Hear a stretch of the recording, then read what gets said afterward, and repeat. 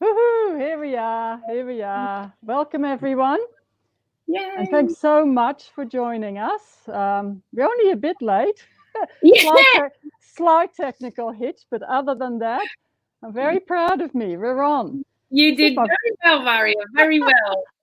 my first online interview. So, yes, I'm a bit Woo! nervous, and yes, it's going to be fantastic. So, if you're watching this live, please leave a comment, drop a comment or a love bomb. And if you watch the replay, press hashtag replay and let us know how you enjoyed it.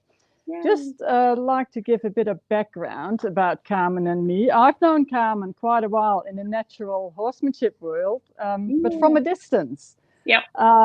She's in Sydney, near Sydney, New South Wales, and I am in Victoria. So I've watched a few demos that Carmen did, and I was always in awe how you traveled with your gooseneck, 3 horses and dog all Yeah. over the country. Yeah. I couldn't believe that. I really admired that because for me, it was a huge stretch to just put my horse on a float and drive for 2 hours to go to a clinic. That was Yeah. huge for me. So I always admired you. So a warm welcome, Carmen. Thank you. Thank And you. thanks very much for doing this. So let's dive into the questions. My first question for you is, apart from horses and dogs, what lights you up? What makes your heart sing? Oh, I love that question. And yeah, I am very passionate about horses and my dog and those kinds of things certainly do light me up. But I think also, especially from teaching natural horsemanship and more so stepping into the online digital space, it's also being able to help support people or coach people or mentor people to be able to help them achieve the same results. Like I love teaching natural horsemanship because it's able to light a spark in somebody else to be able to have an amazing relationship with their horse. And so I also love being able to apply that in different areas of life as well. So I think being something else that lights me up is definitely being able to help support and mentor other people and that they get to create whatever it is on their own. It's not that they're always needing an instructor by their side. It's that they're able to have that for themselves and then they own the results. That's great, Carmen. So it's almost a natural progression from your horsemanship teaching to now empower people with their own lives. That's fantastic. Yeah. Okay. How exactly did you actually find out about this digital business? Because you were never much on Facebook, were you, before this? Not really, no. I would just share where I was going kind of thing, like traveling around the countryside, which is also then why one day I'd be in New South Wales, the next day, Queensland or South Australia or Tassie.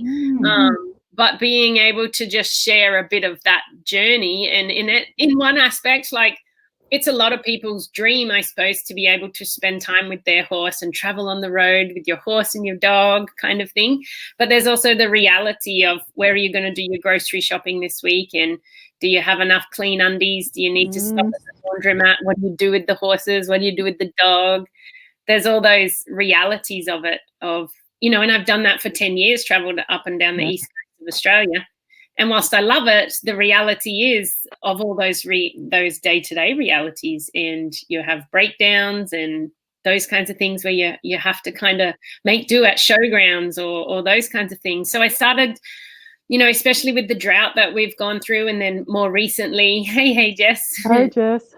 And more recently, and you yourself know from the fires and the floods and the pandemic we're in at the moment, like something definitely needed to be able to change. So I think Maria will be back soon. But something definitely needed to be able to change. And so I started to be able to look into, first of all, just to create some more income for myself, because being, just teaching natural horsemanship, I needed to be able to look for another income source. I needed to find something else. You're back. Well Sorry, done. I'm back funny though. You are back funny. There'll just be a button that you'll press probably for your camera. Here we go. Sorry, I pressed something. Okay, sorry. That's all right. And so I was looking at just being able to find another income source, because with all the things that were going on in the world, clinic numbers get lower, or I'm having to travel further and further away from home. So it's taking my time away. So I actually went and applied for a few jobs at Coles. I thought just stack the shelves at nighttime and be able to get a few extra $100. But I actually got knocked back from 3 jobs at Coles. So it really wasn't helpful then. I thank them. Thanks, Coles. I thank them for sure.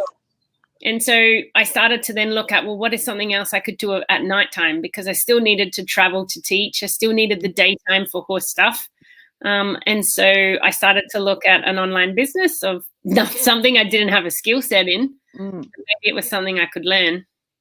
Yeah. And so how did you find out about this? Like, was it a friend that you saw, or just another friend you knew? Yeah, it wasn't actually somebody I knew. I'd never actually met her, but I had seen stuff, and we actually had joined or had become friends from an exercise group that I never went to. And I thought, oh yeah, I'll go to that exercise group, but yeah, procrastination. But yeah, she had just been posting about her online business, and I thought, oh wow, that sounds like something. I'm just going to ask a few questions. Yeah. That's kind of how it started. Okay, so once you found out a bit more about it, how long did you? This is for the fence sitters here. Yeah. How long did you sit on the fence for? Yeah, it depends on how comfortable the fence is, really. You know, is it a wooden fence where my butt fits nicely on there and I can hang out for a while, or is it a barbed wire fence and I got to get off that fence? That's a good analogy. I like that. And I think probably I'd been sitting on a wooden fence of my own for probably 18 months, 2 years probably, but I'd been sitting on my own fence of not taking any action. It'll get better. The industry will get better. You know, horse clinics will take off again. I'll keep traveling. The breakdowns will get less. Like, I think I just kept telling myself that.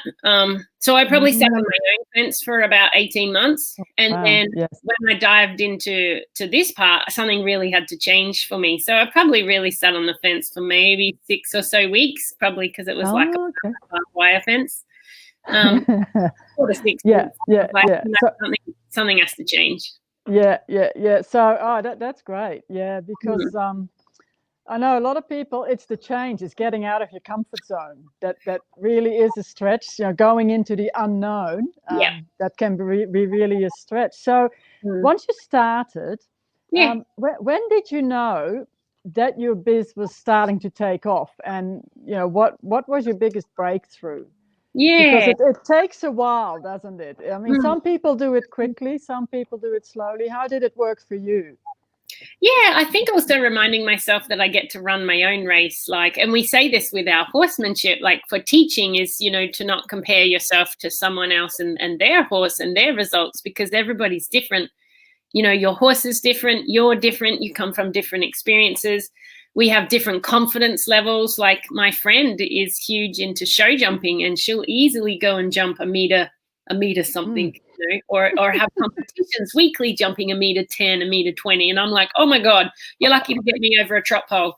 Yeah, same. But if I go and compare myself to her, then it's the totally different kettle of fish. So I also tried to relate that to the online business. Is my belief or my confidence and my certainty was always very different than that of others who had experience. Like, in my mind, I didn't mind if it was going to take me 2 years to get there or 5 years. I just wanted to know I was working on something else to create that for myself. But I think I gave myself about 4 months to really settle into a routine. You know, I'm still learning that skill set. I want to be able to keep the skill set motoring along, that I can keep improving, and allowing myself to be a beginner, which meant allowing myself to suck at something and be okay at sucking at it. Like, you know, rather than coming from an instructor's viewpoint where people always think you've got your shit together kind of thing. You've got the answers, and I was okay if you don't have the answers. And that is huge. I find that too. Be prepared to make mistakes and fumble along, but fail forward and just keep going. Don't give up. Don't give up. Yeah, I always found it very helpful, especially in the last few months for me to separate myself from the outcome. That's because great. I love what I do. Yeah. So I stopped worrying about where I want to, or the outcome of anything I do. Like if I put out an ad or post. I'm not worried about Mm-hmm. how many loves or likes or comments. I just want to know, I put the post out because it felt good and it came from my heart, and I know it's a good post. Yes. That's for me the main thing. Yeah. I love that, Maria. It reminds me of that saying of, marry the process, divorce the results.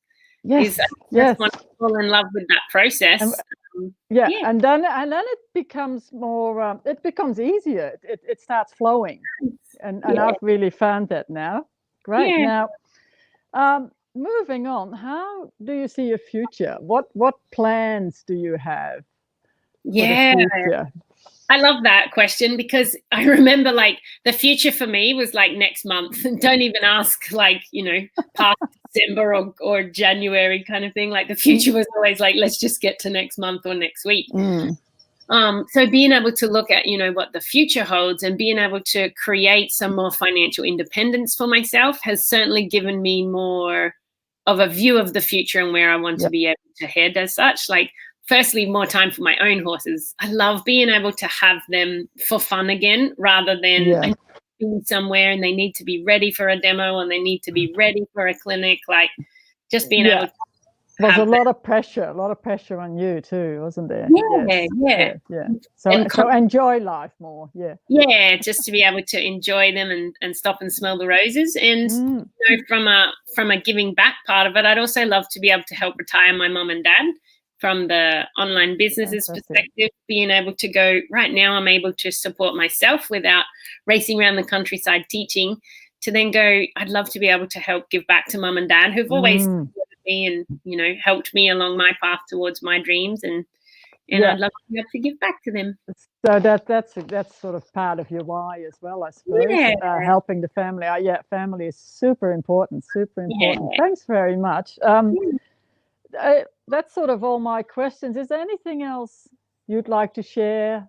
I think about like where I was at the beginning, and for those of, from your audience, Maria, that also might have been looking or speaking to you or trying to look at stepping into the online space. And for me at the beginning, because it wasn't a skill set that I have, and so maybe some of your viewers can relate to that, but because it wasn't a skill set I had, then I had more fear around it, of fear of the unknown, fear of, could I actually do this? Fear of failure, probably, just in a nutshell, of being able to dive into something and invest in myself, but being able to then go, what am I actually starting? And I think back to those moments in time to be able to, borrow other people's belief, being able to borrow Maria's belief or my belief, and being able to go, what is it that I wanted to create for my future?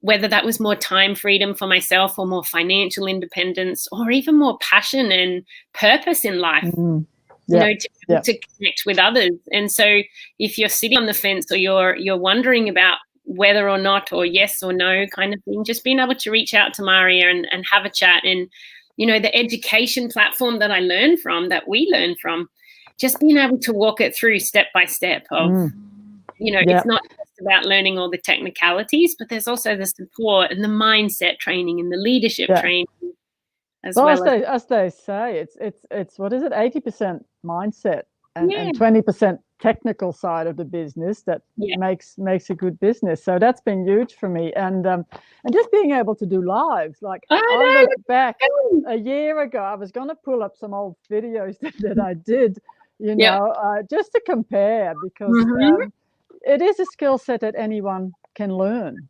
It's anybody's really. So the self-confidence, the self-knowledge that I've gained, that's been huge and fun. Like, we're having a lot of fun, and the fact I like most, I'm losing my but about doing lives, is that I'm sitting here in my Ugg boots and my old jeans, but I've got a nice top on, and I just love that. That's such a good way to do business. It's nice and relaxed. Yes, it is.